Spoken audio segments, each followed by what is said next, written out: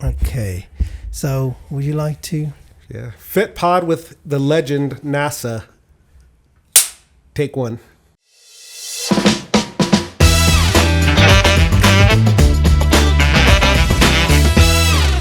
Folks, welcome back to another episode of Fitpod, where I bring you inspiring people with inspiring stories. And today I have a legend. I have a real treat in for you.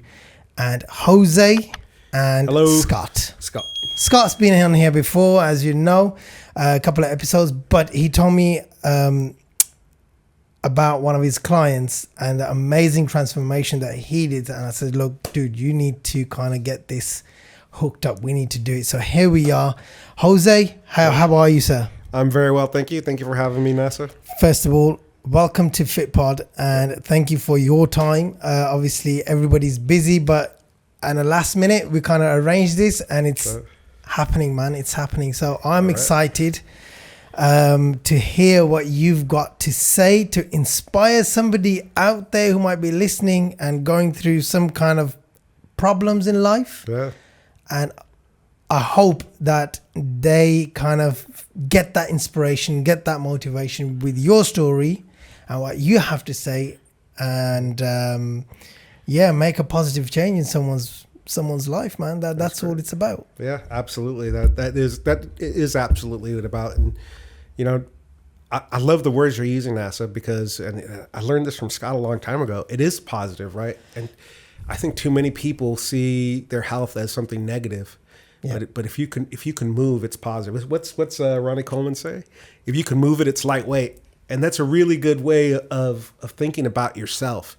If you can move yourself even a little bit, you can start, right? You can do something with it. Yeah.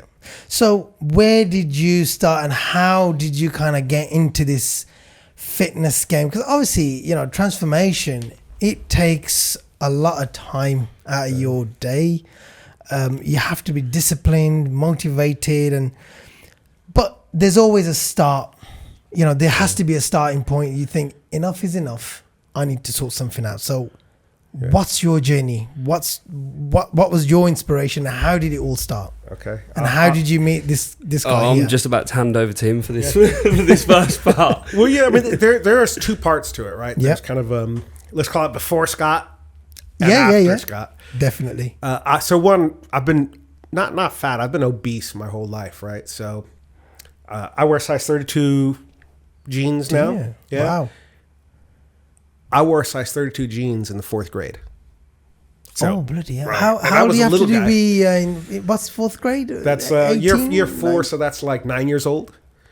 So I was a fat kid, and I've been obese my whole life. There's never been a point in my life where I was not obese, not just fat, but like obese, right? Like on the scale of obese, right? Fat, obese.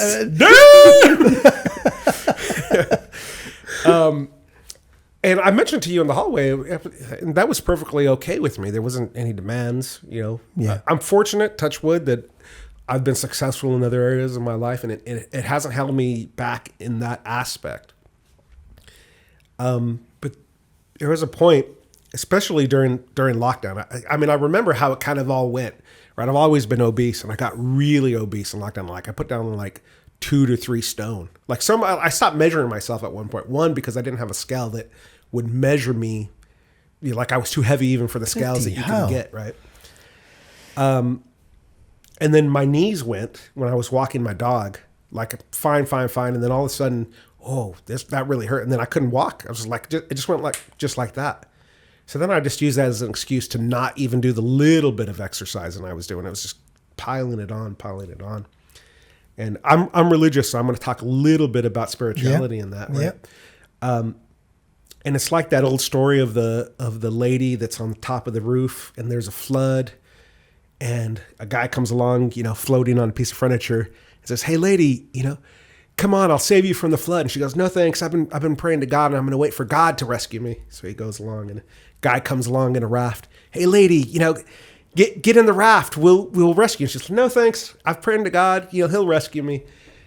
And the guy in the helicopter, "Hey, lady, come on. We'll rescue you from the flood." She said, "No, thanks. Yeah, praying to God. He'll rescue me."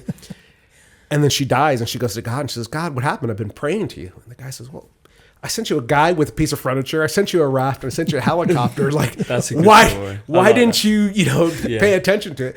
And this is what happened to me, right? I was playing with my daughter in the backyard, literally 2 minutes, and I was gassed. I was winded. I'm like, oh, that's not on. I should probably do something about that. And how old were you at that time? So this is 4 or 5 years ago. I was like 46. Okay. I'm 51 now. Okay. So this is a really late life transformation, right? Wow. Wow. There's no age to. There's no right time, is there? Yeah. Yeah. It's every time is the right time. There you go. And so the other thing is, again, my wife, when you start to get that obese, your sexual drive goes down. And sorry if there's any topics like that, but I'm quite open about nothing that. This is off your the cards time. there, yeah. Right? This is your time and your story. So let's crack on with it. So, so your sex drive goes down because you just can't move. And then you get it had no stamina. And then finally, a very close friend and I'll just say it, it's actually the CEO of my company. I was on a Teams meeting with him. Mm-hmm. And he says to me in a very, very loving and kind way, he says, Jose, I'm concerned about you. I'm concerned about your weight. We love you. We love what you're doing. And he says, personally, I love you. I care about you. And he says, here's what I can do to help you. And he lists off the things that he's willing to do to help me. And you have friends that say like, oh, if you need anything, just let me know. That's one level of friends. But when somebody doesn't say let me know, it says here's what I'm going to do. What was on that list? That's between he and Oh, I, okay. right? But it was I wanna know it was now. very You just made it worse. it was various things, right? So Yeah. time off, help, whatever he could basically. But the biggest thing, it wasn't just, let me know. Yeah, That was besides the point. It was the loving kindness in his voice. And so those were the three things, right? I'd been saying to God, help me become more fit so that I can play with my daughter. Help me to become more fit so that I can be a better husband. Help me to be more fit so I can, enjoy the life that you've given me and the success that you've given me. And God kept sending them, right? He made me gassed. He made me realize where I was with my wife. And then the helicopter came. And that was the CEO. My CEO, right? Yeah. That was a helicopter. And it was NASA. It was that very day I said, right, people love me and need me in this world. And I define myself as a father and a husband. And now my identity is at danger because I can't be a good father and I can't be a good husband. And I'm on the verge of not being a good employee, right? So that was it. That was a helicopter. He was a helicopter that came in and said that's all I needed. And it wasn't even that day. It was that moment I decided, right, I'm going to do it. That's it. So get some truths out of the way first off. I had a gastric sleeve, so 4 or 5 years ago. And this was its own problem because I was too fat for the gastric sleeve. There was one hospital in England that could handle. So I was, when I could measure myself, I was more than 24 stone. I suspect I was like 25, almost 26, because I couldn't actually get on the scale until I had already lost some weight. So I was a big dude, and I'll share some pictures with you later. You can see some of that. I want to put them on the screen as well, so people can see. Yeah. So I was a big dude, and so I had to lose weight just to have that surgery, right? I had to lose, if I remember correctly, I had to lose 89 pounds. I lost that 89 pounds in 2 months.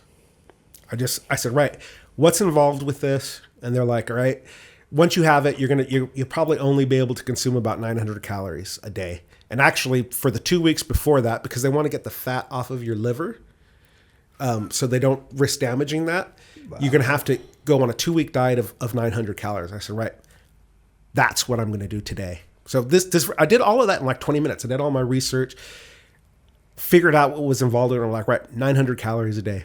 And I always remember it was 2 Slim Fast shakes and a protein-oriented meal that wasn't more than 500 calories. That was my diet. And I just did that. And I just plowed through it. And then the other half of that is I started moving.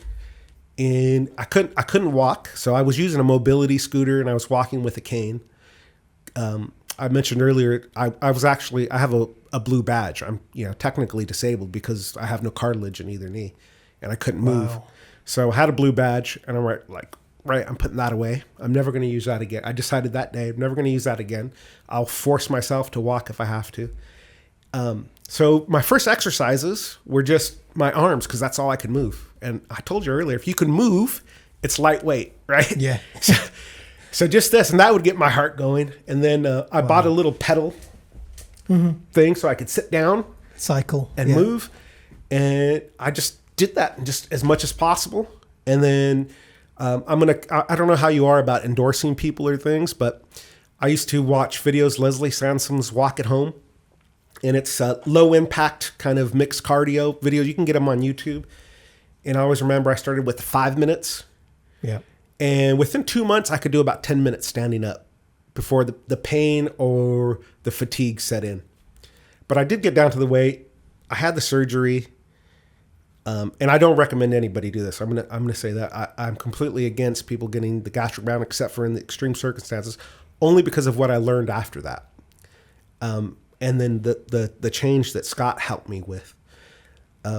So I did that. Gastric band and probably went down to 500 calories a day, because you really can't keep anything down. It's all liquid. Wow. And they tell you to focus on protein, and because you got to heal and stuff. And even that, the body's an amazing thing. It completely adapts, right? Pretty soon my body ran pretty good at 900 protein, and I stopped losing weight. I think I was 280 pounds at that point, 284 pounds. I don't know how many stone that is, because I still think in pounds. And I think this was about 6 months after the surgery.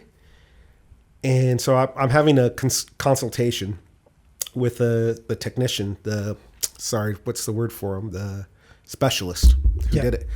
I said, look, I'm not losing any more weight. I'm only eating 900, 1,100 calories a day.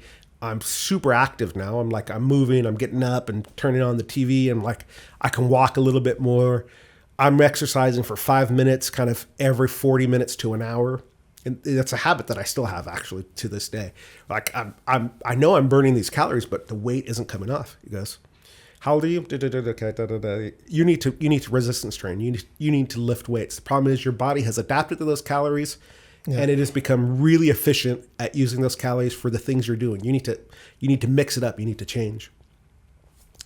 So I said, oh, okay. Gym is anathema to me, right? I'd never been a gym goer. I'm not a sports guy. I did some wrestling in high school, played a little bit of American football, but when I say a little bit, I mean after really years little as bit. well. You got to think. Yeah. So I go to Pure Gym, not Pure Gym, 24/7 Fitness. Yeah. The gym right below my work, and I'm moving a little bit. At least I'm able to walk, right? Yeah. And I talked to a personal trainer, and I won't name who this was. Talked to him. Asked me a few questions, and I find out only later that he's like, yeah, this guy's got too many problems for me. He's got, I should mention that I've had heart conditions, right? I've had a few serious scares. I've had other things happen, like, passing out and things like that. So he's like, yeah, too much for me. I just want to teach people how to use the exercise equipment. Which is fair enough. He could have took your money. And there's levels, right? If he's not qualified to help me, that's fine. But he passed my number on to Scott. Scott's like, yeah, I'll train you. The way you say and then he's realized after there's context. Yeah. What I just so and I think by the time I saw Scott, I was either like 248. Yeah, 248. Yeah. 248 pounds. Yeah. How much is that in kilos? Because I like doing things in kilos. So in kilos, 2.2, isn't it? Yeah, that's going to be like. Divided by 2, but it's 2.2. 248 divided kilos? by 2, yeah? 2.2. 125, yeah. Yeah. 125. Wow. So still big, but mind you, NASA, I was thinking I was looking pretty good at that point, right? Because I was where you come from. Oh, right, yeah, that was from a size 8XL to a size 3XL. 8XL. Yeah. Oh, bro, That's my big and suits. Because for my work, I wear suits. My suits were 68 shoulders and a 56 trouser. 68 shoulder like and jacket. 58. Like It's just a box, that is. yeah, just. It's just a box. So I'm thinking I'm looking pretty good anyway at this point. But at that point, I was more active. and I was thin, I was not healthy. And this is one thing in the fitness industry. I wish people would stop talking about losing weight and start talking more about becoming fit, because your body will follow your fitness level, right? And I hate that personal trainers say, I'll make you thin, I'll help you lose weight, I'll help you reach those goals. I wish people just get to it and say, right, you become fit and your body will follow that. Yeah. You will Yeah. become aesthetic because you're fit. So I was thinner, but I was completely unhealthy. I had no energy. I was forcing myself to walk because, this mindset switches in you that like, if I don't exercise, if I don't move my body, if I don't eat the small amount, I'm going to be fat again. And I never want to be fat again. Yeah. So you're moving all this and you're burning more calories than you have. And you're just tired all the time. Your hormone levels all over the place. Again, this might be too much information, but I think this is something that men don't talk about enough. Like your semen is a really good indicator of where your hormone levels are, right? The volume produced, the consistency. And at that point, it was almost non-existent. Why? Because I didn't have enough hormones. I was like still on the very old thinking of don't eat carbs, don't eat fat, eat grains. All that stuff that we know now is terrible. Avoid salt. Yeah. That we know now that you should be eating, right? Yeah. And so that affected your hormones too. So I was getting thinner. I had more energy so I can play with my daughter, but I was still failing on the husband front. And so I really wanted to get over that too. So I was having blood tests and trying to figure it out. And then along comes Scott, and we do the fitness test. I think I could plank for like 3 seconds the first time, right? So I was still thinner. I was thinner than I was.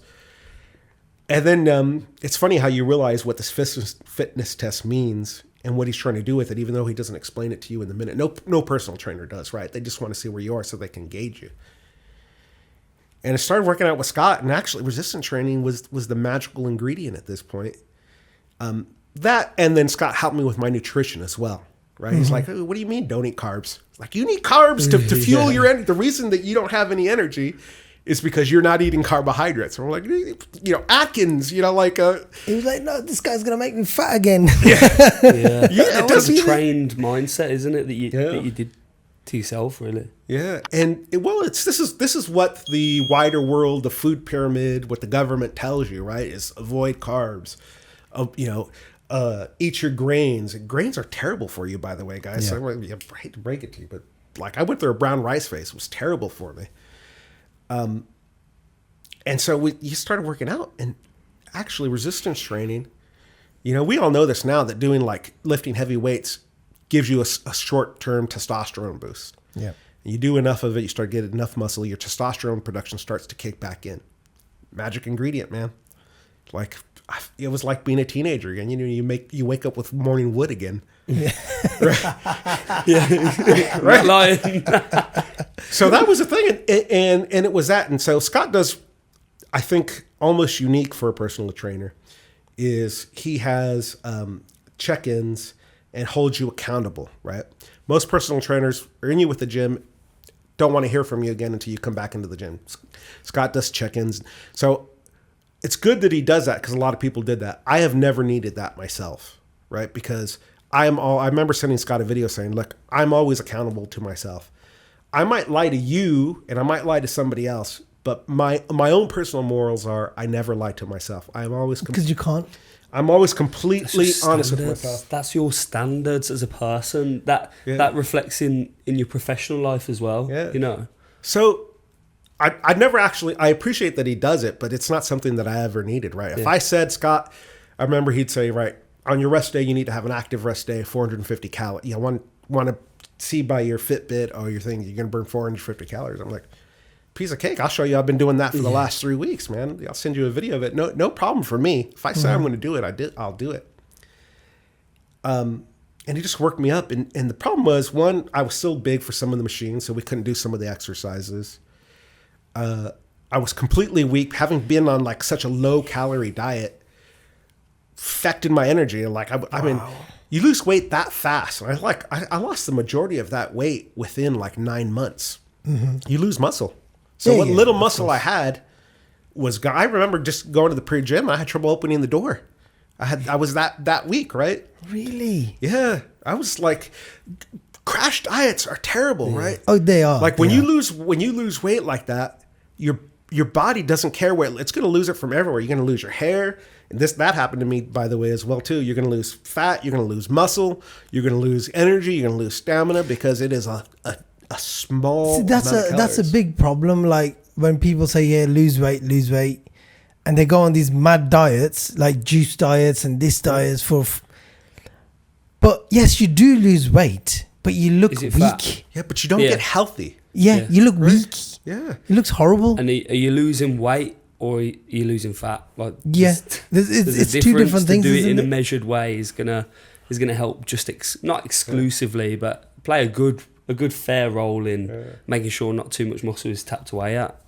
Yeah. So when you do it right, the right way to do it. So I saw a TED Talk recently, and she's like, the world, Britain and UK and the US doesn't have a fat problem; they have an under muscle problem, right? Yeah.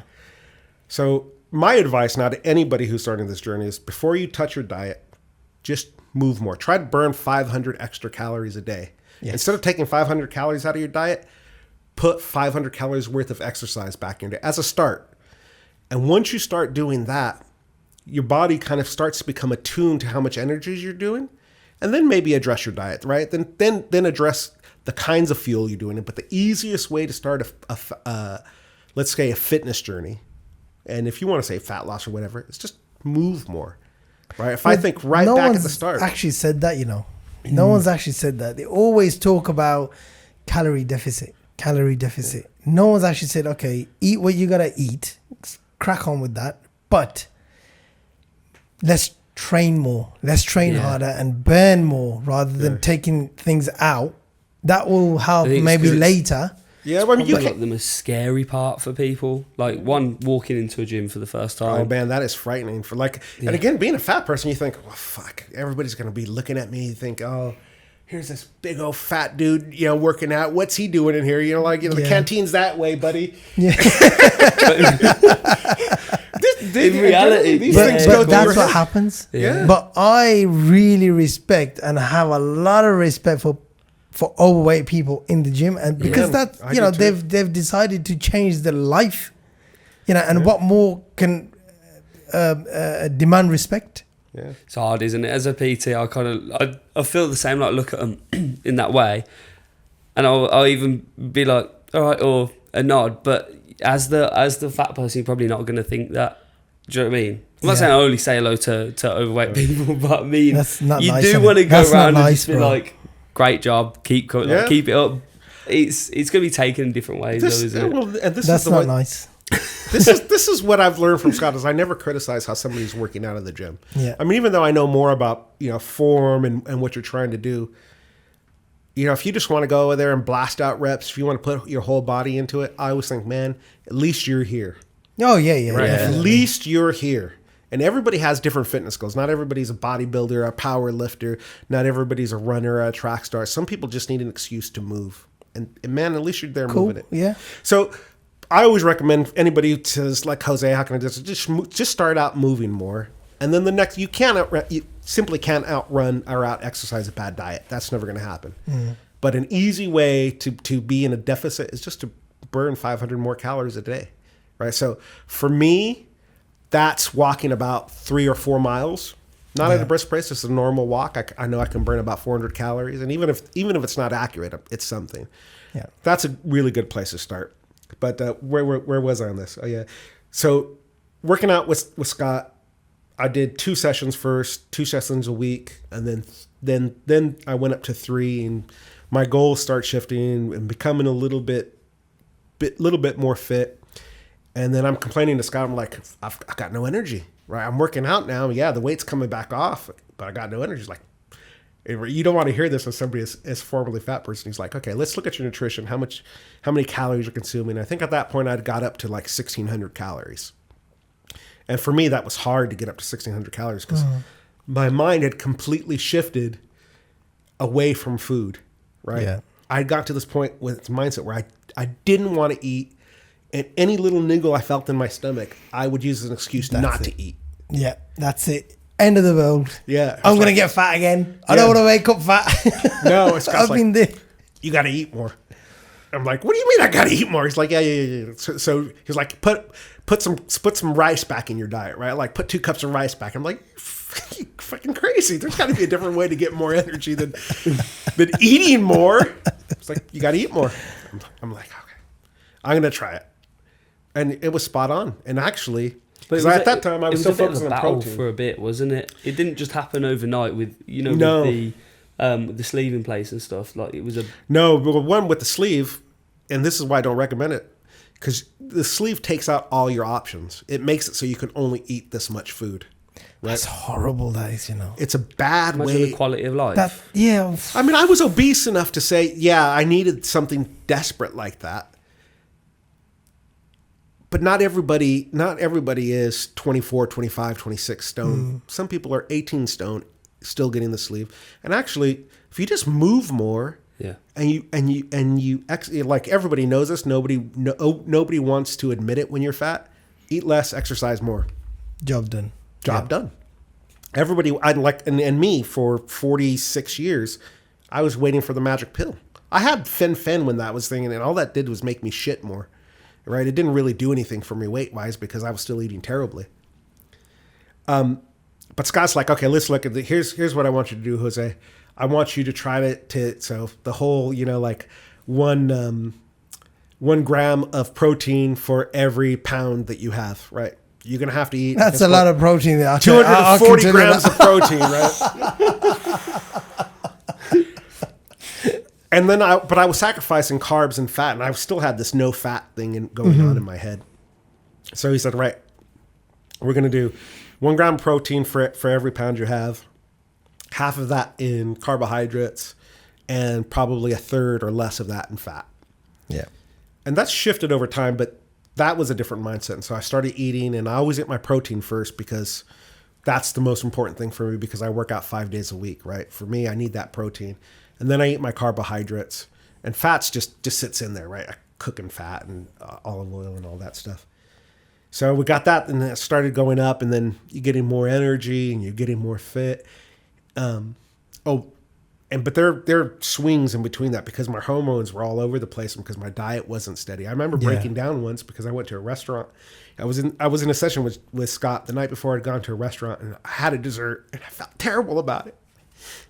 Yeah, I remember that. I remember that. It's going to bring back emotions. I felt terrible about it. I was like, I'm going to be fat again. Scott, you got to help me. I don't know what I'm doing. I had 1 dessert. I'll slaughter a dessert now. It's not a problem now. But at that time, like my emotions were all over the place. And this is when you know you got a good coach, good PT. We stopped the session. We went outside. He's like, you need a banana or something? Like, tell me what's going on. And the rest of that session was just Scott saying, look, man, it's okay. You can have a dessert. You can have a normal life. You can do things. You don't, you can skip the gym. And you're not going to get fat again. Just get back on it. It's okay to get off the train. Just get on the next one. And that was a really important thing for me to hear at that time. I get emotional because I still have to tell myself that, right? I still have to tell myself sometimes it's okay to get off the train and get back on. Absolutely. 100%. That's the thing. You've been through such a raw journey. Every time we've spoke about it, like I had a feeling it would probably come up today. It's like you're peeling the layers back of the onion just to tell someone about it, but you've actually been through a real raw journey. Like it's not just someone going, I'll do this. Do you know what I mean? Yeah. It's your life, it's your experience at the end of the day. And you got to do it. And there was other things in there like I was overtraining for a long time just because my mind had really, really switched to you got to exercise more, you got to move more, you got to eat less. There's other things Scott said. I remember I was doing 26,000 steps a day. And I remember that time in my life because I would not go to sleep unless I did at least 20,000 steps. Really? I remember walking circles in my back garden for hours until I hit 20,000 steps. Jose, it's all right to come inside now, mate. It's raining. It's about to snow. It's gonna. Sun's coming out. It didn't matter. I would do it, and Scott's like, you're overtraining, Wow. right? Yeah. When you come on Friday, I want to see 3 days of only doing 10,000 steps. Like, Not a what problem. is wrong with this dude? Don't exercise. Right? Uber This hired. is great. I can finish at 1 a.m. Not a problem. It's like, don't come back unless you've only done 10,000 steps. But this is the whole thing, because at that time my goal had shifted from losing. So this is the other genius thing that Scott did, is he taught me how to talk about myself. So when I came in, I was saying, Scott, I want to be a skinny guy. He goes, okay. And I would do this thing in myself where I was doing an exercise, I'd be like, come on, fat boy, you can do it. You know, and Scott's like, don't talk to yourself like you're fat. Say, come on, you're a fit motherfucker. Sorry to drop the F-bomb. Yeah, say that. And so I had my fit phase, and then, talking to Scott and setting goals again. And so now I want to be stronger. I don't want to be fit. I know that just being thin is not my goal anymore, because being thin, I don't look good. So right now I'm 210. I like to be about 210, 212. This for me is my target weight. Ideal. Nice. Right? I've gotten down as low as 185, and I don't like the way that I look at 185, right? I've got the wrong kind of frame for it. I don't think I look healthy, and I don't feel healthy. Even though I think that's my body's natural state. If I only eat when I'm hungry now, I can get to 185 in like a month. It's easy for me. Yeah. But this is how I like my body to look. I feel like, I want to be a unit. Yeah, right? I don't want to be a You don't want to guy. be like a shirt hanging on a hanger. Yeah. You don't want that frame. You want to fill out the shirt. You gotta look nice. Exactly. So, and then I was like, all right, strong. I want to be a strong guy. And so Scott started correcting my language and how You I need to talk come to to me myself. for that. Yes, that's right. Now say you want to be a strong motherfucker, and talk about yourself in that way, in terms of being strong. So it went from being thin to being fit to being strong. Wow. And that's how I talk about myself to this day, right? And this is one of the reasons why I love Ronnie Coleman's It's Lightweight, because that basically, it's only heavy if you can't move it. It only can't be done if you can't do it. Absolutely. Everything else, if you can move it an inch, it's lightweight. And that's the mindset that I take. But it's talking about yourself. And then it's other stuff that Scott picked up on to this day that I still think about. It's like when I was getting myself up from, you do the stretch afterwards. And as a heavy person, I would have to use my arms to pick myself up or get out of a seat and, push myself up. It was the hand on the knee at the time, wasn't it? And Scott's like, stop that. You're too fit for that now. Just get up. I'm like, what are you? And he was right. And you got up. Yeah. And so now I think about my body in terms of movement and which muscles I'm moving at. I don't need my hands to get up Keep your anymore. mic slightly down. Yeah, sorry. Bring it down. Yeah. Yeah, a bit more further up. Yeah, that's it. And so it's these little things that a good trainer, a good gym buddy, a good partner picks up on. And then my wife started picking up on those things about how I was talking about myself. And She said to your wife, where were you 5 years ago?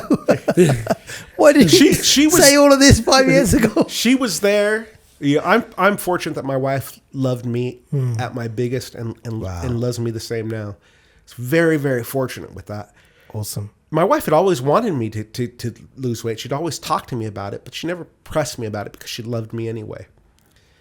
Like I said earlier, like if I didn't think of myself as a father and a husband, I'd probably still be fat. Yeah. Because the only person I was hurting is me, and I don't mind hurting me. That's just cool. But we don't think of that. Hurt my wife or my daughter? Fuck no. Yeah. No way, man. No way.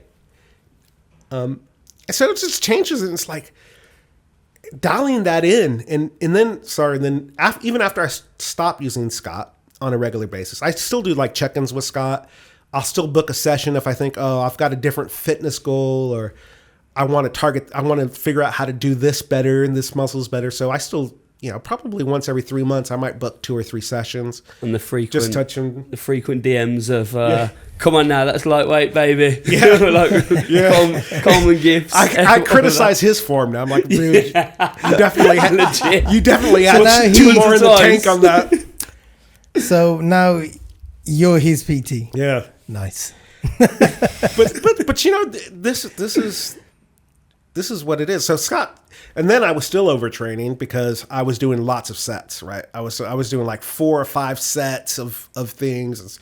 And so in one of the check-in sessions, I track everything now when I lift, right?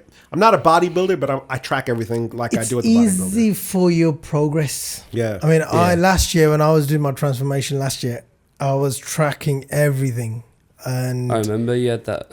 yeah, and it just makes so much sense. I mean, I've seen people back in the days, writing everything down and doing this and doing that. And I'm thinking, just get on with it, just crack on with it. You come in, do your shit, go home, job done. Yeah.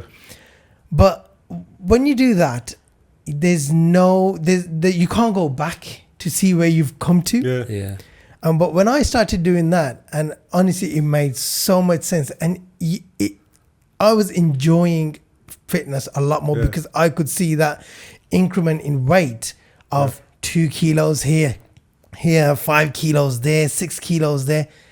They're not big weight, but over time, when you look at it, you started off at 15 kilos at, I don't know, say dumbbell press, shoulder press, 15 kilos. Yeah. And then week 12, you're doing 30 kilo dumbbell press. And you see avoiding shortcuts as well. Progress. So let's say you didn't have that, you had no accountability, and you just going in and winging it and going, I'll do it until I feel good. You're like, 2 sets, 3 sets. Nah, I'll call it 1. I'll call it 2. But if you've got something that you did last week, or exactly, that you're even accountable to the paper that it's written on. Yes. There's another element that I think we all three know, but you probably don't think about.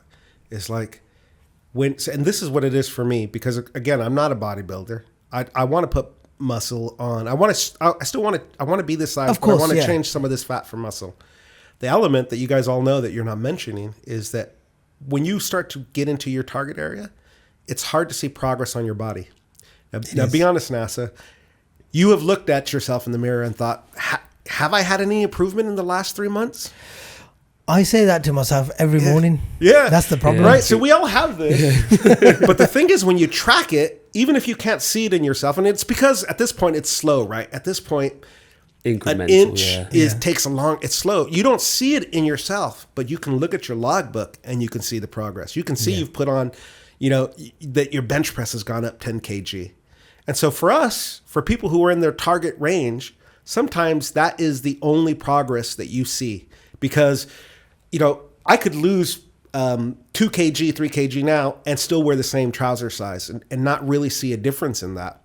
Mm-hmm. I always go by clothes, right? Like I have clothes that I always want to fit in and I never want to fit in. Yeah. I have clothes that I never want to be too big for, and I clothes that I want to always be too big for me. And so that's how I judge if I'm eating too much or whatever else. If I'm not tracking, I do it by clothes. But the logbook, and I use an app for it. But the logbook always tells me that I have made progress, even if I don't see it in myself. Even if I think I look exactly the same as I did 3 months ago. Mm-hmm. Yeah, I might be stronger in the gym. Where is my progress? And you start to get distressed about it. And that, when I started crying earlier, that fat boy feeling comes back. He's still in there. He still goes, you're getting fat. Come join me. I was like, logbook. Nope, definitely getting stronger. So if I'm the same weight, if I'm the same weight, but I'm stronger, that means that I have turned some fat into muscle. Yeah. If I can do 10 more kg on my bench press, that means that I have turned some fat into muscle. So even if I look the same to myself, and honestly, I could be ripped and I'd probably still feel like, fucking no progress. Yeah. Right. Everyone, when you get to that level, you just think that you're fat. Yeah. To somebody else, they might think, wow, you look amazing, but you think, no, I've got this bit of fat here, I've got this, like and what I've got that. About the cars as well. Like you'd 2 cars be parked close together, and it'd still go, oh no, what am I on about? Like still go, can I so really? That was news to me.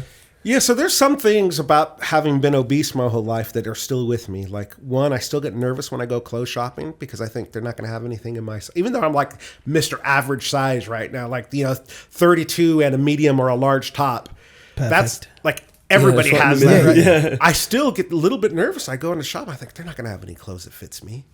And that's the fat person talking. So let me ask you this question. What was the quality of life back then compared to the quality of life now? So here's some magic things, and here's some hard truths. Yeah. As a fat person, 100%. We want it. We want the hard truth, because there's a lot of people out there who are lazy, who are not active, who cause problems to themselves and others. Yeah. You know, such as family, because you're lazy now. I have to look after you now. Yeah. Great. It's true. I never had much of that because, again, I've been blessed with some people who love me a lot, and when it's somebody you care about, it's easier. But here's some hard truths. There is some positives to being fat. Eat whatever you want. Right? I could eat 2 large pizzas, no problem. And that pizza tastes good, man. Yeah. Pizza tastes good. That's I've the got some problem. seriously good pizza places around where I live, right? You want to go to McDonald's and pig out on a double quarter pounder with cheese, or have 4 of them? No problem. More life coaching. This is not what we coach. Right? So I've got the Goku on my top. No. the dopamine from the food, Yeah. right when you're fat, it's amazing. constant. And you can keep that dopamine going all Scott, day have you long. ever been fat? I've been in a place where I was uncomfortable and unhappy, in like the way that I looked and felt. But fat is different. Unless you're talking at that level, fat is different to different people, different standards. Yeah. Because I've been fat, right? Well, nearly 100, more or less 100 kilos when I started. Yeah, I've never been up there. And the dopamine that you get from food, it's like it says, great, man. Yeah. It's just you feel Now the Top of the downsides are you have to watch where you sit. I've broken furniture before. You have to book 2 seats on a flight. wow. You have to be that idiot that goes, I need the seatbelt extender when you're flying someplace. You avoid budget airlines because even 2 seats might not be able to fit your fat ass. You limit the restaurants. Like I remember being in Paris with my wife and daughter. And this is before I got really obese. I was just, I was still big, but I wasn't like my lockdown biggest big.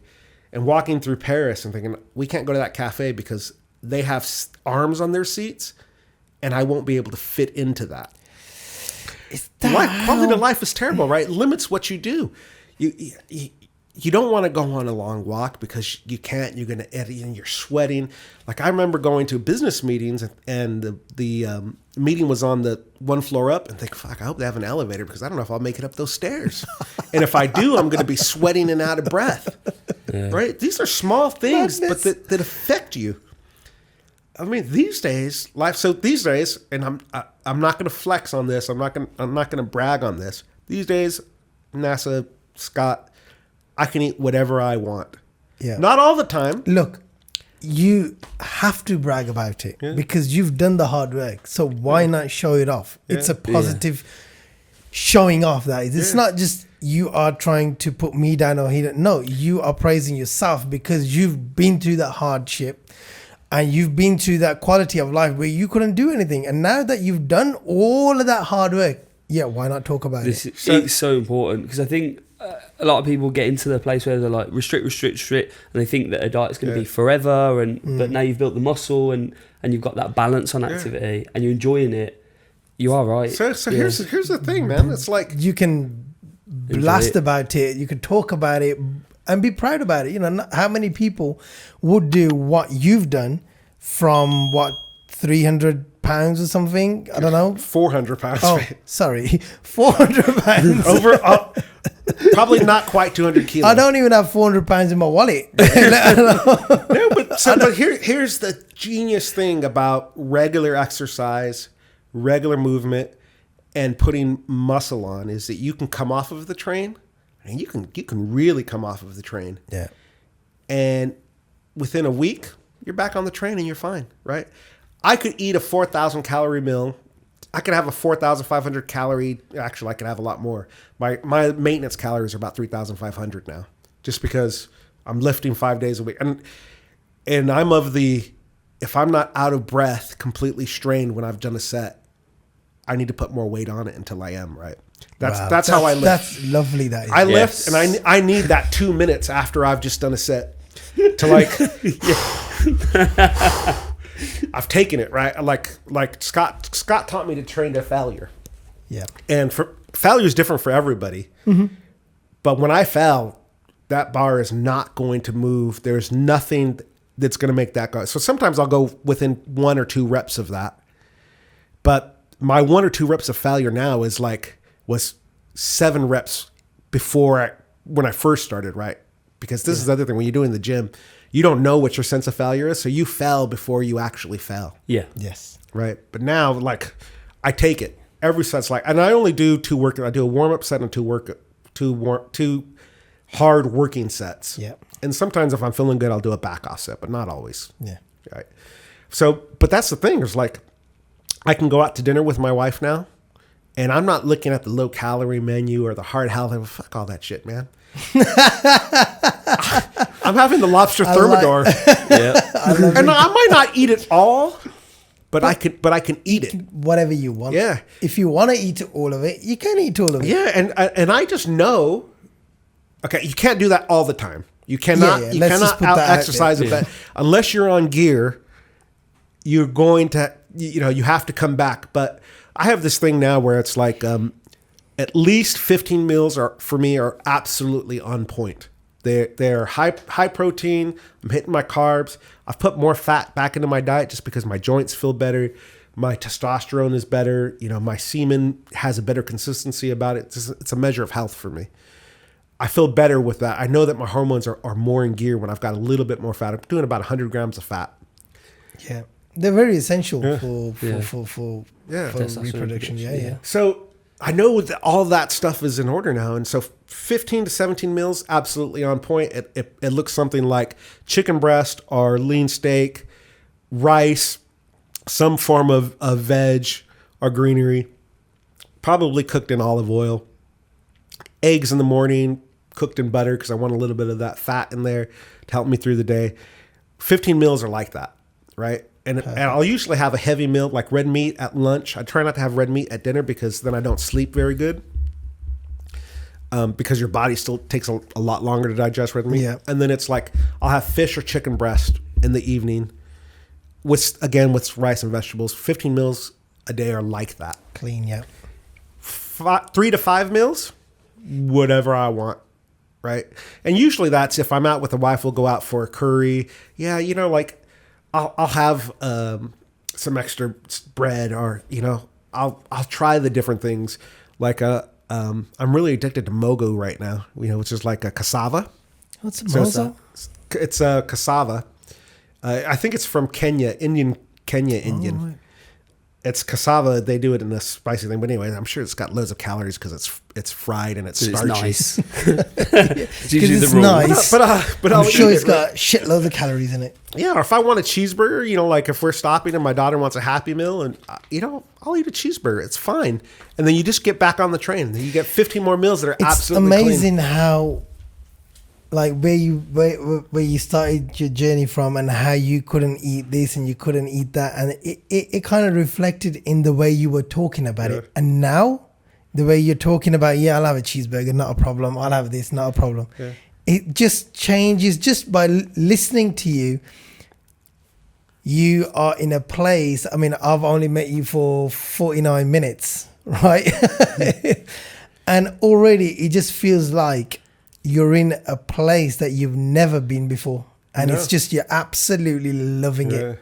There is this, I am loving it. And I'll tell you what, this is a weird thing. And I have another friend who's on a weight loss journey as well. And I feel bad, but sometimes, like I've got a busy life. And if I don't meal prep, and because if I only eat when I'm hungry, my calories are a lot less. Mm-hmm. Sometimes I got to have a brownie or a cookie, not because I need a brownie or a cookie or I want to eat it. I need some calories fast because my energy is sapped, right? Like most days I will have 7,000 steps before I come to work. That's going to the gym. That's doing a little bit of cardio to begin with, just to warm myself up. That's walking from the gym thing to this and that. I like to put my weights away, by the way. Shout out to anybody doing this. Put your fucking weights away. Put your barbells away.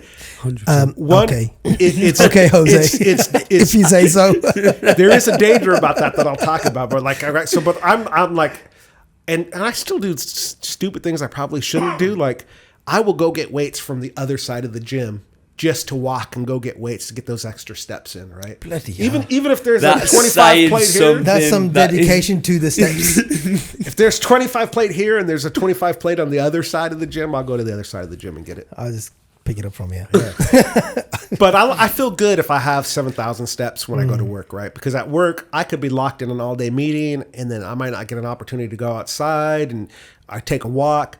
So I just want to know that whatever happens, because I know that I can do 3,000 steps at home in a heartbeat. I can put on a video that's like a 20 or 30 minute, cardio exercise, mixed cardio video, and I can get those last 3,000. I only try to do 10 to 11,000 steps these days. So I know that if I get 7,000 before I leave the door, that I can reach my goal no matter what happens in the day. Yeah. But sometimes I can't eat enough food, right? I can't eat enough food.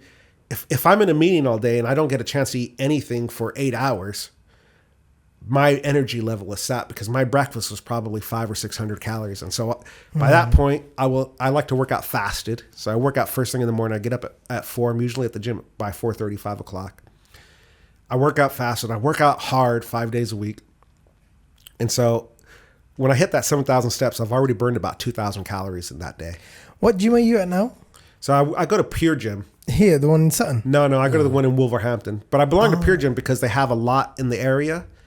And if I'm someplace, I know there's generally, in some place in the Midlands, there's going to be a Pure Gym. And I've got the go to any gym membership. So what do you work as? Sorry? What do you do for I'm work? managing director of a digital engineering company or division in a company. So Interesting. super professional job. Yeah, and then that has its own demands. Yeah, a lot of stress. Like, because so, a lot of people nowadays, the excuse is, "Oh, I'm too busy with work. I can't make time." So what would you say to people with that excuse? I have the same 24 hours that anybody else does. It's true. We all only have 24 hours in a day. I can't make time. Nobody gives me a magic wand to make time. That's why I get up early. That's why I get those 7,000 steps in the day. I shouldn't do this, but I sacrifice sleep to meet my fitness goals. I go to bed early. I wake up early. What time do you go to sleep? I generally go to sleep about 8:30. Really? Yeah. Because so if I'm going to the gym, you think about this. I'm waking up between 3:30 and 4 o'clock to be at the gym between 4:30 and 5 o'clock.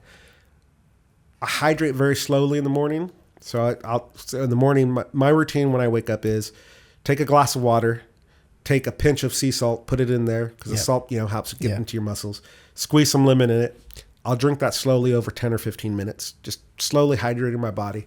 And then I'll hit a double espresso coffee. Now you're talking. Right. Caffeine.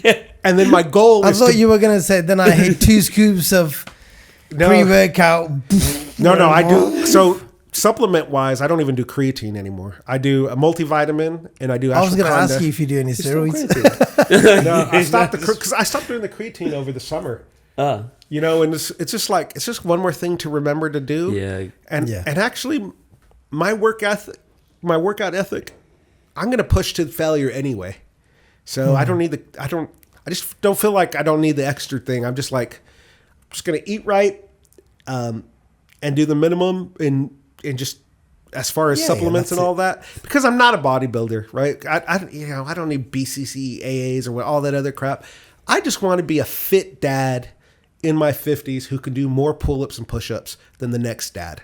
That is my only goal, right? Well, I think if you jump on some train and test, you might He's be right. Right now. a lot of push-ups and pull-ups. Yeah, don't get me wrong. There's not a day that goes by that I don't think maybe I should just get like a testosterone patch because I'm 51 and your testosterone goes down. Have you ever tried or thought about TRT? Again, I don't think there's any gym goer who goes more than 3 days a week who hasn't thought about that. Yeah.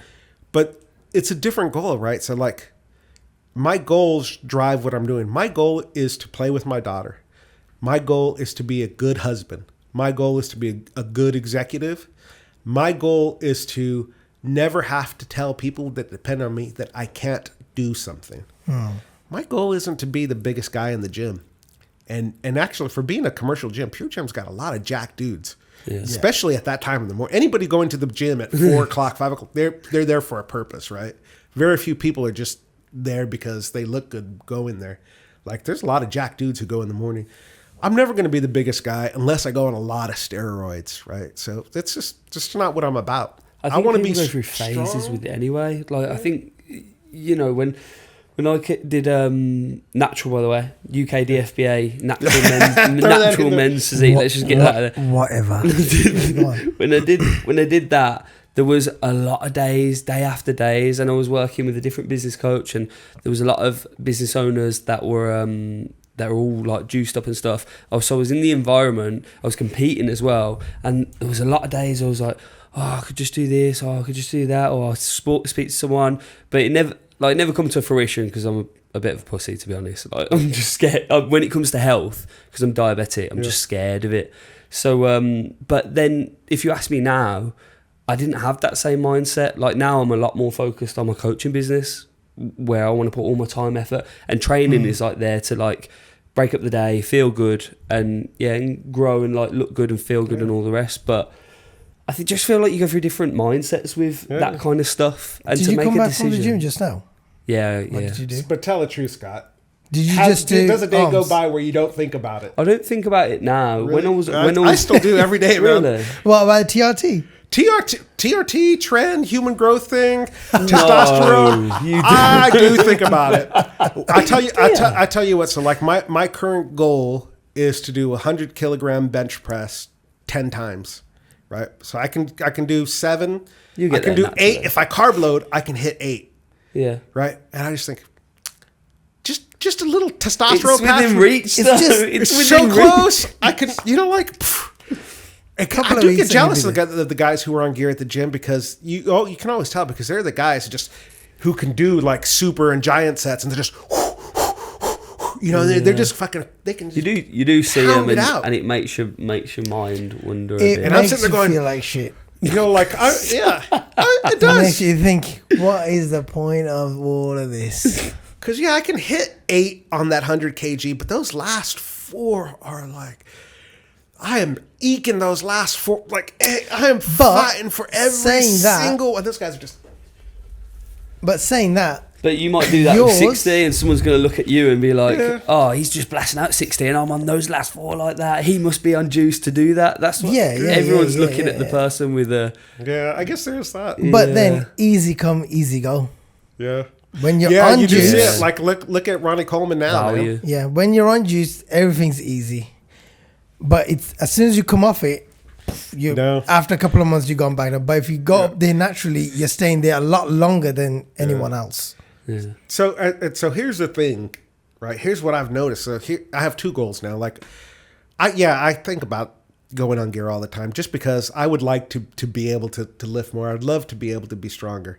Now I'm jealous of the guys who went on their fitness journey earlier in life, because muscle memory is a great thing. People who have always had muscle on them are more likely to keep that muscle on them, right? Oh, yeah. So, like, my brother is the opposite of me when we were younger. He's fat now. Hello, fat brother. Yeah. But he's still super strong, because he was Mr. Athlete. He was Mr. Wrestling. He was Mr. Football. He was Mr. Karate. He was active always. He's always been that athletic type. So he's just always had good muscle mass on him. Yeah. So when we work out together, if we're going to exercise together, I remember one time we had a push-up contest together. He still got it in him, even though he's fat, right? That muscle is still there. So now my goal is to train until I die, so that when I reach 70, I've still got that good muscle mass on me. Oh, I thought you were going to say, when I've reached 70, I'm going to have another arm wrestle with him. Yeah, I thought it was going that way as well. I could probably take him now. Come on then. I could probably the ball shaking. I could definitely do more pull-ups than he can do. I could definitely do more push-ups. Like, Scott will know this. I went through a whole thing where I'm just going to I'm going to do 100 push-ups every day. And you know what? That blew up my bench. The push-ups. That blew up my bench. Yeah. Actually, it did. Doing I that was many doing push-ups. that when my son had whooping cough. Yeah. And we had to isolate for about 5 weeks. And I was like, okay, I can't go to the gym. What do I do? What do I do? What do I do? Okay, 5 weeks is a long time. It's not like a week or 10 days or 2 weeks. 5 weeks is a very long time for somebody who goes 5 days I know a week, the struggle, 6 days. mate. It's like, no, okay, cool. It is what it is, body weight. So I started doing 100 press-ups every single day, 100 shoulder presses, 100 this, 100 that. But after a bit, it just got boring. Like, because there's not enough challenge in it now, right? That's like, it. I have a whole calisthenics routine that's my backup because I travel a lot. Yeah. So if I don't have access, if I'm in a hotel that doesn't have a fitness center, and the hotel fitness center sucks because they generally cap out at about 20 kg dumbbells. Oh my right? goodness! You walk in there, you think, nah, just I'm gonna have to do 60 reps. Slow everything. Yeah. But I have a whole calisthenics routine. I'm not good at calisthenics, but I know the exercises to do to hit my back. I know the exercises to do to hit my chest. I know what to do to hit my arms. You know, like, because I have this whole thing of fitness, gym anywhere. If I feel like I need to work out my shoulders, man, I can do some pike push-ups right now. No problem. I know what to do. And so that's my backup arsenal for when I'm traveling, because I'm pretty serious about working out. I'm pretty serious about starting my day with 7,000 steps, no matter where I am. I'm the guy who wakes up early in the hotel room and I'm just like, right, I'm going to do mixed cardio for an hour. Yeah. Just get those out of the way. Yeah. When I usually go on a holiday, it's like, all right, where we going? Mrs. like, yeah, we go here. I says, okay. Does the hotel or apartment got a gym center or something? No, not this one. Okay. Let's look at some other places. Right? Yeah, pull up the maps. Yeah. Okay, what about this hotel? All right, cool. Let's go back to the original one. Right, okay. It doesn't have it, but where's the nearest gym? Yeah. I said, okay, the nearest gym is here. Fine, cool. We got a car. Fine, cool, whatever. She's like, really? You're going to go I love it. hotel when you go you're going to go to the gym when we go on a holiday and everything? I says, don't worry. By the time I come back, you're still sleeping. So it's not going to affect you. Non-negotiable, absolutely. Yeah. So by the time I come back, you are still waking up. Yeah. Right? So I've started my day. I'm cool. I can eat whatever I want during the day. We can do whatever you want now. Get that out of the way. But if I don't get my hour and a half, 2 hours in the morning, whatever, I'm just going to struggle. I'm going to moan. I'm going to do this. I'm going to do that. You don't feel good. I mean, I just don't feel like me. It's like, so what I do, even if I don't do that, I'm cheap bastard, so I won't pay to go to a strange gym. I'll find a playground, right? Monkey bars, pull-ups. Pull the kids off them. Pull-ups. I said about calisthenics, right? Body weight. I thought he was going to say, I've got a video. I'll grab the legs of the kids and just do the pull-ups on the kids. My daughter's about 40 kilograms. I'll curl her. I'll shoulder press her. I'll put her on my back and I'll do squats with her on it, right? Yeah. But no, the playground pull-ups, there's lots of great calisthenic stuff you can do with that. Still just body weight. But you got a little bit more to work with. But we do crazy stuff like that, and I don't even think it's crazy anymore.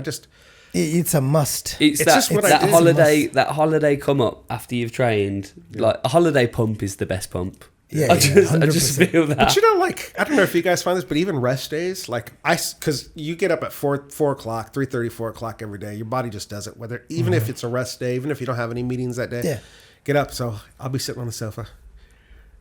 Well, it's not going to hurt if I just, if I just take some dumbbells and just do some lightweight, just for a little bit of a pump. Mm. And so now I'm at the point where I struggle to have a rest day on my rest day. Yeah. All a rest day for me is I don't go to the gym. I'm still doing something for my health and my fitness. And I probably have better results if I just didn't. Mm-hmm. But slowly, once, like you weren't eating before when he told you to eat and not do 20,000 steps. Yeah. Slowly you'll be like, okay, it's my rest day. I need to recover. And then I'd rather hit the gym hard for 5 days and rest for 2 days, complete rest and recover. Focus. Those 5 days will be a lot more productive and you won't struggle on those last 2 reps on your 100 Yeah. because you've rested and recovered. Your muscles take time, but if you keep on moving during your rest days, they're not exactly resting. They don't recover as quickly. Yeah, and That's you know, like a free tip from me. and I know this, But it's just Massive- because where you've come from. Yeah. yeah, but Makes sense. You know, if I was 400 pounds and I got down to your weight, I would be exactly the same. I would do not. I was 100 kilos. 210 this morning. 210. Wow. Yeah.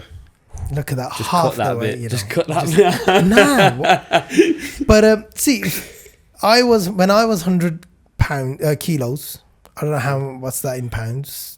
200 something. 220. 220, right? And when I got down to 70 kilos or 65, about 70 at the lowest I've been, I did not want to go back up that side. Even You don't. 70s and 80s were just like, oh my God, no, I'm going back up there. I was just kind of mentally stops you. Yeah. I'm not sure if you Peg, get this, but I've spoke with T over there and said like, oh mate, you're looking good, you're looking big, and he always like took it in a bit of a different way, and then weeks later through conversation he said, because that's not a compliment to me. If you say I'm looking big, I've like trained my brain to go, that was never the goal, that was never a compliment. I mean, I don't know if you get anything like that. He's a little girl, bro. He's a little girl. All right, Tom. It's like if someone's paying you a compliment, take it. Yeah. Take the bloody compliment. All right. But you know, it's the same way as if you want to be big and somebody says, "Oh, you look like you lost weight." Like, oh fuck. That's not a compliment. I'm gonna have to eat some more protein. You on the cut. You on the cut. You think, oh, no, I I'm on a hate bulk. And if you get 2 or 3 of them in like the space of a couple of weeks, it can really. That's it. Yeah, but you know, like It's probably that you are on an accidental cut. It's probably that you are just not eating enough. I do mini bulks and cuts, right? So like I will bulk up to 212, 215. And then, and I'll tell you, it's actually not a bulk. What I'm actually doing is trying to give myself more calories so that I can lift more. Yeah. And the result of that is turning it more into muscle. And then I'll go back down to 2.5. And then I'll slowly, and maybe it's not good to yo-yo like that. But you know, But it that works is for me. life though, isn't it? Yeah. That is you'll never stay at 70 kilos. You will always want to go up, change something about yourself, then come back down, then change something, want to go up. That's absolutely not normal. Now I'm on a cut right now. Yeah. And I was just thinking you're looking big. No, just kidding. Just kidding. Thanks, mate. Wrong compliment for the wrong day. I forgot what I was talking about now. No, so we want to get down to like really ripped look, and then put some muscle back on. Again, it's up and down, up and down, up and. That's just normal, isn't it? It's just gotta enjoy whatever your journey is, whatever you're doing, whatever your plan is. Just gotta enjoy. You need it a little bit of challenge in there, right? Yeah. Otherwise, it gets boring. You'll fall off. You're like, all right, cool. Yeah. I've got here. I did what I did, and what? Yeah. Over the summer, I did a mini cut and I got down to 200. And again, that's all that was instead of eating 4 meals a day, I ate 3 meals a day. That's And it. that was enough. And I looked pretty good, but even my wife was like, "You look thin." And I don't like to look thin now. I like to look healthy. Yeah. Right? Yeah. So I'm okay if my shirt size goes up because my shoulders are wider. I'm not okay if my trousers go up because they won't come around my belly anymore, right? Yeah. I usually measure my belly with my boxers. If my boxers are getting too tight, right? Yeah. Okay, time to lose weight. Yeah, well, this is exactly. As long as you've got something. Yeah. Because there's a lot of people, like I think you touched on it earlier, that'll just wear baggy clothes, like stretchy waistbands, not track it, not measure it, and just ignore it. You don't see the lights of traffic incoming. Not because of how it makes me look, but because it's easy to tell where I'm at. Yeah. Right. That's it. I mean, even my pajamas are fitted. Right. So Nice. just because I want. Everything's just not nice. You see Jose in the Going morning. to he's bed. just Oh, like, I'll tell you. You want to know what the most awesome thing about this was? That like the big goal for me. right, keep it PG, all right? Definitely, man. Is I could buy a suit in Hugo Boss and it looks good on me. This, Because you know that Italian cut, oh, that doesn't compliment everybody, right? it doesn't. Yeah. No. It doesn't compliment even really skinny guys or even well big guys. You got to have the boss physique to look good in a boss suit or any yet Italian to go suit, really. boss. And I remember I go in there and I was thinking, oh, again, you get this through, they're not gonna have anything. I was getting in there and I was the same size as the salesperson. I was thinking that, boy, that guy looks good. He looks fit. Because you do this too. Like I'm not in a gay. You compare gay yourself way. with every other guy that What you do, see. like, oh, his Yeah. arms are big or my chest is bigger than that guy. Not because I'm competing with anybody, because I'm using it as a measuring stick for myself. Yes. And this is still my favorite suit to this day. It still fits me. I bought it a year ago. So yeah, this is the other thing is like, I've basically been here now for a year and a half, right around the 200 plus or minus mark. Yeah. It's lovely. So it's lovely easy to place maintain be. for me. Oh yeah. And this is the biggest win for me. Yeah, I had the wins where I can play with my daughter, do everything. I have another pivotal moment with my daughter where I was able to do a zip line with her. And I remember walking up to the zip line and thinking, I'm going to be too fat for this. You know, there's a weight limit on this. I'm like, nope. Because you have to go tandem on this one. It's a really big one in Spain. And if you two together are too heavy, they won't let you go. And my daughter really wanted to do the zip line. So we did it together. And I'm like, yeah. Oh, and then you can love buy that. suits and you look good in suits. And those things are They were great, but those are genius. yeah. I mean, like, what? Okay, let me ask you a question. What would you say to dads that are out there who are just lazy? You just don't want to do. They don't look after their health. What Yeah. do you have to say to them? You know, they got families and kids that look up to them. Wow. How would you? I don't think of anybody as lazy. I think everybody has different priorities. And so when I was fat, nobody would ever call me lazy because I've always been a worker my whole life, right? I've always been a good earner. I've always been successful. So in that aspect, I wasn't lazy. I was just physically lazy Yeah. because I didn't care. It was low. I had other priorities. I will say this to anybody who isn't doing up with that is think about how your health affects your family. Think about whether you will be there when your daughter or your son gets married. Think about the pivotal moments. Think about if you're going to be around the table at Christmas when your family gets together. Think about if you're going to be able to play with your grandkids. Think about all of that. And for me, I shifted the priorities, and I'll tell you what, the cheapest thing you can do for your health is to exercise. And whether you're a runner or you're doing calisthenics or don't pay for supplements, don't pay for operations. Those are really like an operation is like 10,000 pounds, man. Don't pay for liposuction. The cheapest thing you can do to look better is to exercise. If you can do a good 3-month run of exercise, of eating mostly on point, going to the gym 2 or 3 times a week, your body will change fast, right? And then your relationship with food will change because you stop seeing food for the dopamine because you're getting the dopamine from the exercise, and you start seeing it with fuel. Like these days, I've already flexed and said I could eat a pizza or a cheeseburger if I want. What I didn't say in that is, yeah, it tastes good, but I don't feel good from it anymore. And that's because it's not because of my mind or how it tastes in my mouth. It's because it's the wrong type of fuel for my body. So here's a little experiment you can do. Like if you've got a performance vehicle or if you can go to a racetrack and drive a McLaren or a Porsche, man, put 95 or put 93, put the wrong kind of gas in your car and look at how that performs. So when you're an athlete and when you're doing physical stuff, you put the wrong fuel in it, it affects your performance. Yeah. And your body just starts to adapt to that. Yeah. Right? And so like, yeah, I can eat a cheeseburger because that's the only thing that I have in thing, or because I really crave a cheeseburger or a pizza.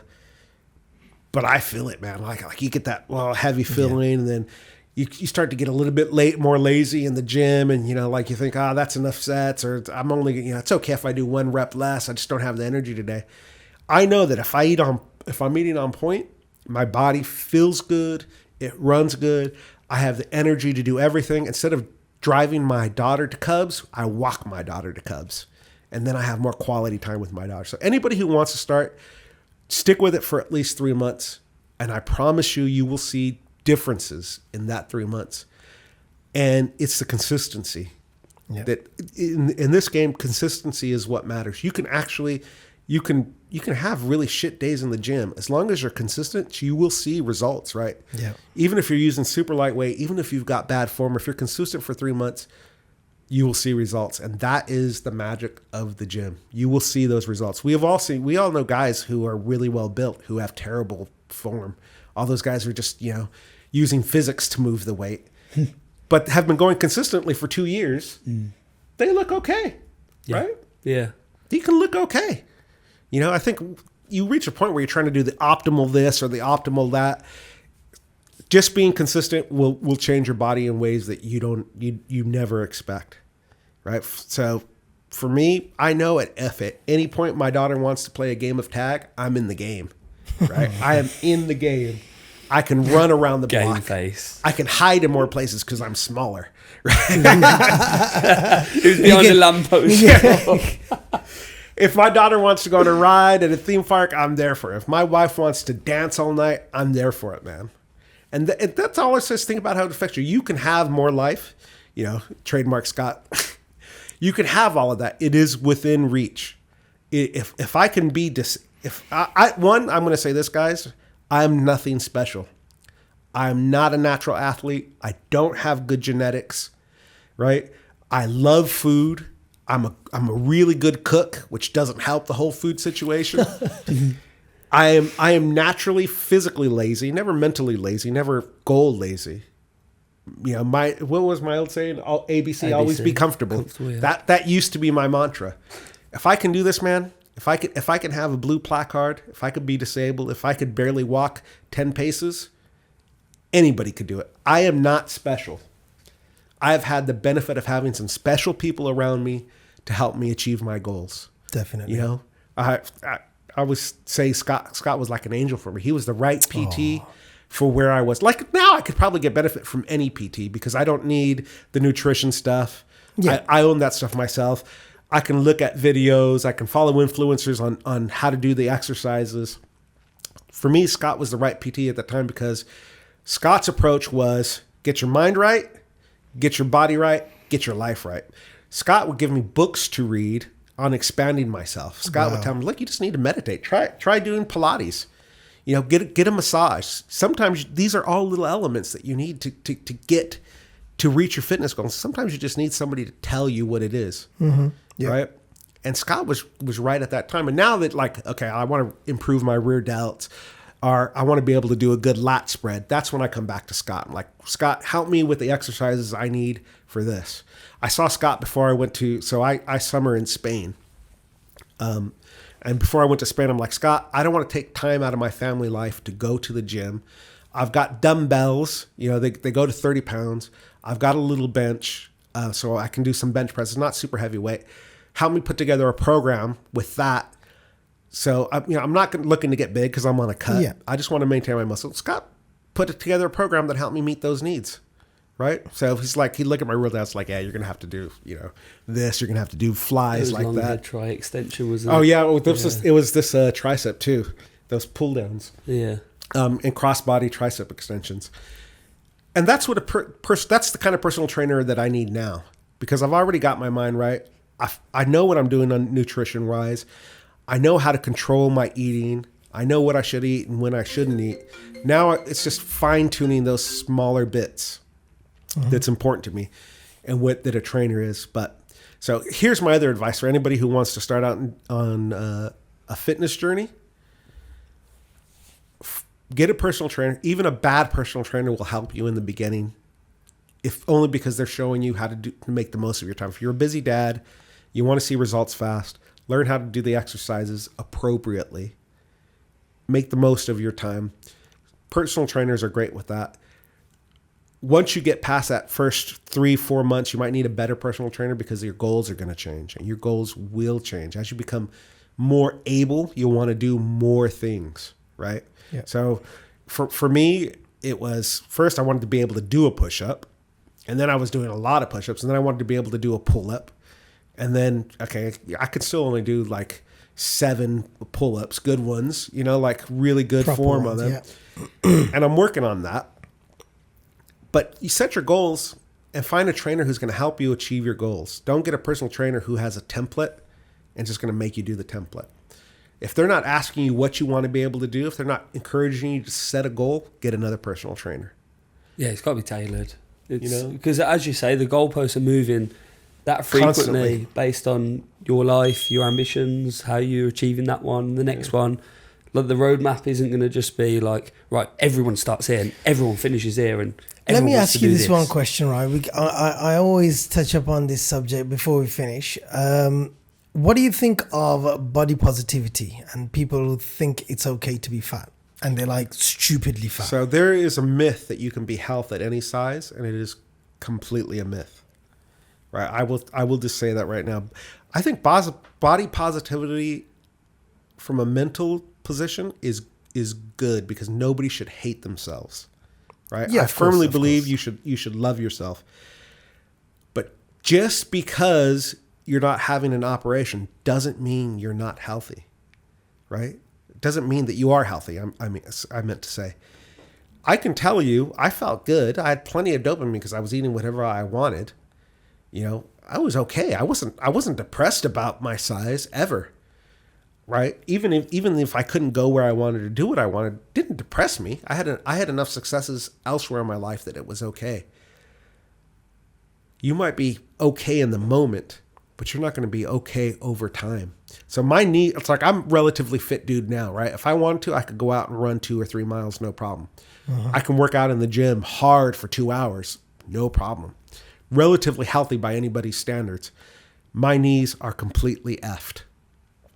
Completely effed. I don't have a moment in my day where I don't have pain in my knees. I need 2 knee replacement operations. Right? So I had the body positivity. Nobody was holding me back. I was successful in my career.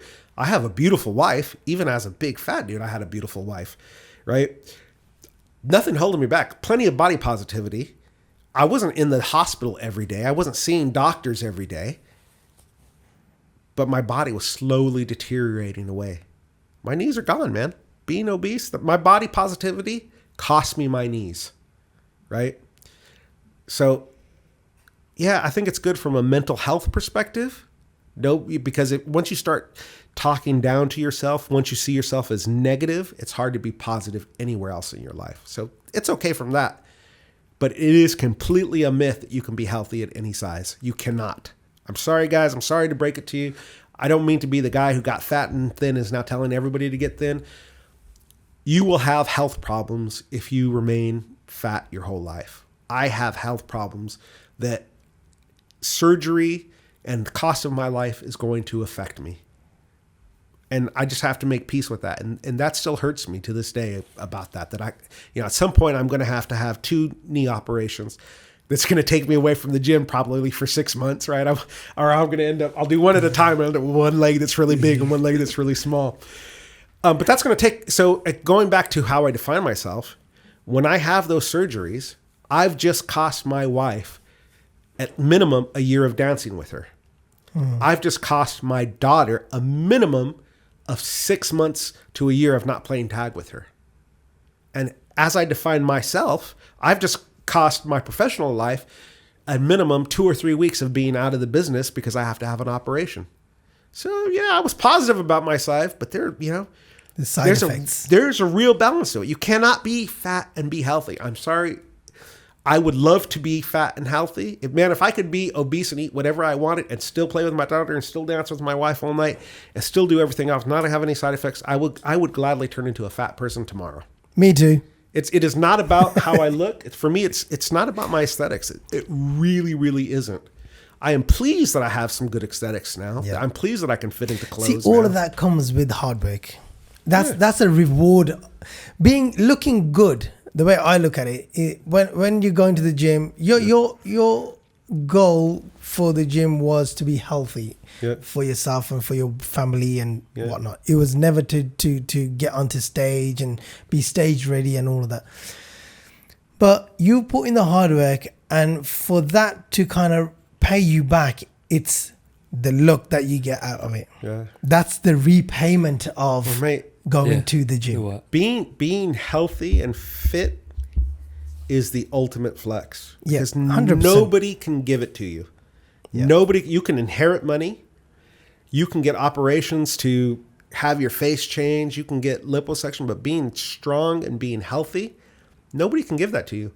Some people can help you with it, but nobody can give that to you. You have to put in the work, That's right? You have to. And okay, maybe guys that are on gear can do it a little bit better, but even those guys have to put in the work. They have to put in the work twice as hard. That's Yeah. a different level of dedication and you know, it's that's a different ball game. Because you know you have to work out twice as hard as anybody else in that gym for that shit to work. Yeah. There's no people. There's a myth that if you're on juice, you look great. No, you still got to put in the work. There's a lot of people on juice that look shit Yeah. because their nutrition's not right, their workout's not right, the mindset is not right. Yeah. They just because somebody else they've seen do it and they're putting in the hard work. No. And because I've done cycles before, Yeah. and oh mate, I'm telling you, it's like the best thing ever. Yeah, I've Right? talked to people and, about and, it. and you look great. The strength is there. Everything's to the point. But being in the gym twice a day, your cardio, your water intake, your nutrition has to be right. Salt, you know, yeah. There's a lot to it, and it's like a full-time Full-time thing. job, it sounds Yeah. like it, yeah. It is a full-time job because you need to have a certain amount of water intake. You need to have a certain amount of carbs and proteins and measuring all of that. It's a lot of work. Then you gotta do your cycle on time. Your blood's gotta get checked regularly. It's not easy. I've done it. It's not easy. So, but the point being is you got to put in the work, You have to Yeah. put in the work. right? So it's the ultimate flex. Nobody can give that to you. It's something that you give yourself, and Naz, I got to tell you, it is being healthy for me is awesome. right? Absolutely. I feel like I can do what I want when I want physically now. Yeah, I'm always going to have the pain because I was fat for 40 whatever years in my knees until I get those replaced. Small side effect, right? I could travel and walk all day. Before I'd be like, okay, I'm going to have to rent a mobility scooter. I'm going to make sure I've packed my cane. I used to wear knee braces. So now I'm going to be pulled aside at security because they're going to want to see what those knee braces are like. Like being able to leave the house without a cane.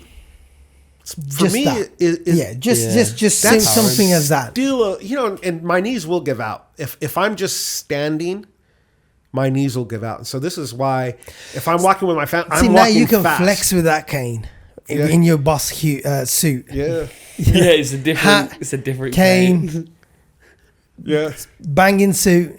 That's a different kind of flex.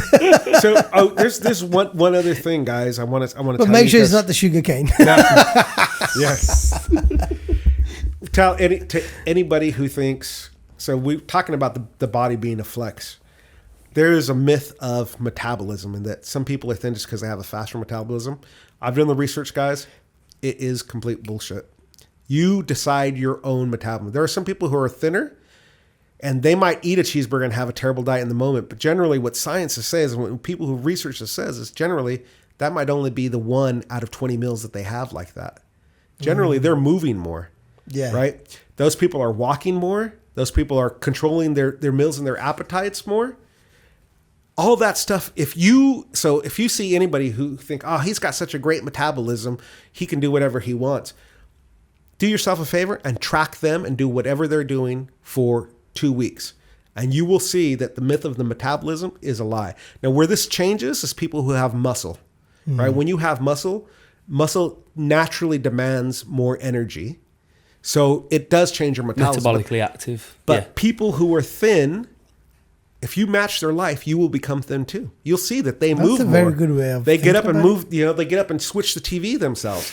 They walk more. They're eating less. They match whatever that thin person is doing, unless they're really sick and they have like something that's eating them away. Yeah. But if they're a normal, healthy person and they're thin, match what they're doing. And you will see that soon your body will match them too.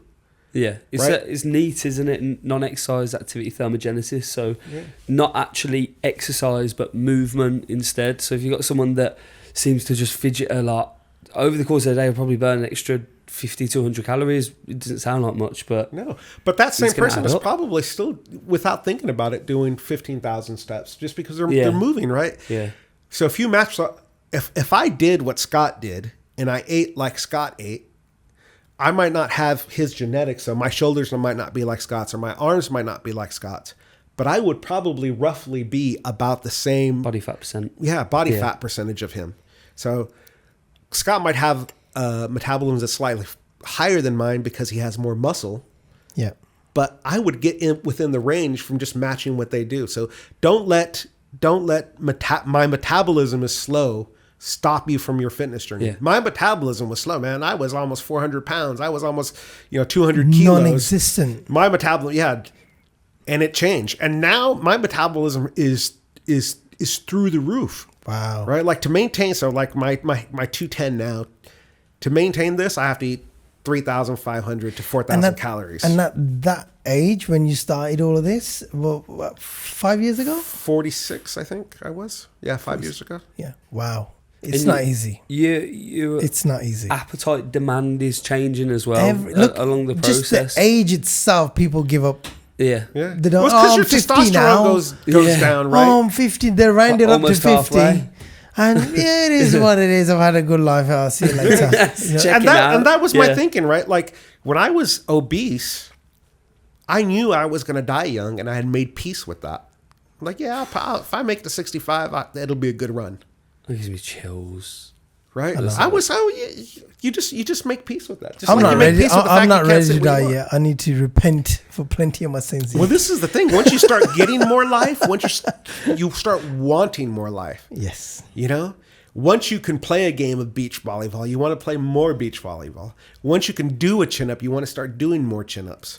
Right? Yeah. Once you can lift 100 kilograms in any lift, you want to start lifting 100 kilograms in every lift. Yeah. Right. This is the other thing. I was thinking about this in the gym the other day. The most dangerous piece of equipment in the gym is a deadlift bar that people have left weights on. Because I had just done incline Let's bench not press, start. right? And somebody had left 200 kilograms in the deadlift thing, and I'm sitting there thinking, I could do that. I bet you I could do that. He hasn't even warmed it. He's gone from bench. And it was the end of my work. I'd been working out for over an hour at that point. I think I could probably do that 2 or 3 times, right? So I get my lifting belt out, start putting it on. I'm like, I'm going to do it. I'm feeling strong today. 200 kilograms. I'm going to deadlift that. And then the guy came back and put it away, and I'm thinking, fucking hell, I'll just save my back. I don't know how much. Thank God you come back, mate. You know that story that you started off with? God sent the raft and the furniture. Sent that dude back to put it away. Can you go back, put that away? Because this guy is going to break his back in a bit. Because if you've got enough ego, every day is spine day, right? Every day is spine day. But I was seriously gearing up. I thought, but this is a great feeling, right? I was fit enough and I'm healthy enough that I think, and I can deadlift 160, by the way. There's no problem. Just putting that out there. Yeah. I can't do that. Yeah, no, I do it. I just force myself to do it. Now. Yeah, like I've developed a really strong lower back. Yeah. This is the thing so if I do that deadlift, it's probably going to be mostly my lower back bringing it. I haven't done deadlifts for the past 4 years because of my lower back problem. Yeah. But in my new plan, there's deadlifts in this. So I started off with 110. I've got up to 140 now. Yeah. So slowly, after 4 years, I'll take you out if you want. Show you how the men do it. Yeah. Okay. No, but I'll tell you what. This is the difference in the workout. So what I'm doing now, like my goal now, is not to be a bodybuilder. I just want to be jacked. Yeah. And so what that means is I'm doing more compound lifts. Oh yeah. Like, so I've gone away from dumbbells and machines. I'm doing a lot more compound lifts now because I want that exercise to put meat everywhere on my body. Yeah, I'm not just focusing on my bicep. I'm not just focusing on my tricep. It's the strength that you're focusing. Yeah. So I'm squatting more. I'm doing military press, doing shoulder presses more. I'm doing a lot more compound moves. I do deadlifts. I do RDLs and I do them heavy because I want that. I just want to put mat. I don't want to sculpt myself. Do you want to put? I'm happy with a dad bod, but I want to be a jacked. I want to see you like this next time, dude. That's jacked. That's ripped. So for me, that's ripped and jacked and all sorts and juiced it's a good up. move as well. Like we don't want to just be strong in straight lines. Like if you give me a car with my back supported, I could probably push the car. But you want to be able to move and like if your car breaks down on a hill and there's ice and you got to push it, you can engage your core and no one's pushing it on with ice. Come on, give us some grip on a hill. On a hill. But I mean, like But are you going downwards or are you going upwards? Single arm rack carriers, you engaging your core and you're building that functional. Since I've started focusing on compound lifts, like you saw the video of me doing bent over rows, right? Yeah. So most people who do bent over rows, I'm going to get away from the mic here. Do it like this, right? They go here, and this is how far they're bent over. Yeah. Man, I do my bent over rows completely parallel to the ground. Right? Yeah. And I can hit 100 kg with a reset, three reps. I've worked out with about 70, and it's good form, and that's from doing the compound lifts. Because my whole body, my core is so strong to be able to do that. And I couldn't do that before. It's up pen low row. Wow. Yeah, so... Yeah, Scott, let me ask you a question. I'm not touching down. I'm lifting it and the weight never touches the ground. You're not resetting? No, so it's not. Let me ask you a question. What do you think of Jose's progress as a coach? As my coach? Be as honest as possible. Actually, not as possible. Just be honest. There's nothing short of phenomenal what you've done and gone through, and that's like every time we speak about it as well. And there's tears. Like there's just a fucking part of me that's like I'm like, don't carry it. You better stop crying soon because I'm gonna start. It's like I'm not crying. You're crying. yeah. It just sends chills. Like I will probably say this to the day I hang up my hat as a coach. Like he's the poster boy. He's like, but I'm not exceptional, guys. Anybody can do this. Take responsibility for it. Put in the work. It'll happen. Mm-hmm. Like the body is an amazing thing, right? If you behave like a fit person, your body will start to become the body of a fit person. Definitely. Right? If you behave like a lazy person, your body will start to become like a lazy person. Just move more. Like, there's no getting around it. Eat less, exercise more. And actually, just start out with exercising more and see where that takes you. Right? It's so adaptable. Like, going off on a little bit of a side note here. Have you heard about those people that put like they wear gaming headsets and stuff and like their head indents? You'll see where I'm going with this. It's like the body's so adaptable. If you wear a headset for a couple of months every day, your head will indent. If you lift weights, you know the muscle, you got the stimulus on the muscle. If you sit down too much, you said this to me. It was like you're gonna get a fat ass and you're gonna your body wants to make sitting comfortable for you. So it just you'll get really feels like a fat flat ass that is perfectly adapted to sitting down. You don't need to be an exceptional individual to get fit. If I can do it being disabled, if I can do it being fundamentally physically lazy, anybody can do it. I don't think of myself as exceptional by any stretch. I am just a guy who decided to prioritize the people that need me over anything else. That's all that I've done. Anybody can do this. Anybody can get to the gym. Anybody can. You don't even have to go to the gym. Do some exercise videos. Put some more steps in. Again, just start with exercising more and see where that takes you. And then if that's working for you, then eat less. Right? Make it easy for yourself. Just start a little by little. This is a marathon. It's a lifetime. The people that fail are the people that say that are in June and say, I want to get my bikini body by July. Those are the people who are going to fail. If you think I want my bikini body by next July, that is entirely achievable. Just do it. You know, the myth of the person with the fast metabolism, the myth of the genetically gifted athlete. If you behaved like that athlete, you will soon start to get a body like that athlete, right? Small differences the genetics make, small differences in other things, but generally, if you just do it, your body will change to it. So tell yourself that you're fit and healthy, act like a fit and healthy person, and lo and behold, you will eventually become a fit and healthy person. That's just how it works. That's a mic drop. Yeah. Too many people think that it's hard. It's actually, here's a secret, guys. It's not hard. Go to the gym. Exercise. It's actually the easy, like, it was harder making excuses than it was to just actually do it in the end for me, right? I always thought the gym was going to be like, oh, God, that's going to be such a struggle. I'll never be able to do that. Oh, my God. It's the most evident trade-off. It's like when I worked in recruitment in an office, I had the gym downstairs, that same gym that was the first one I ever went to. And I was working, like trying to fill placements, getting let down by like labourers and tradesmen people and all this. And I just found the same thing you were talking about.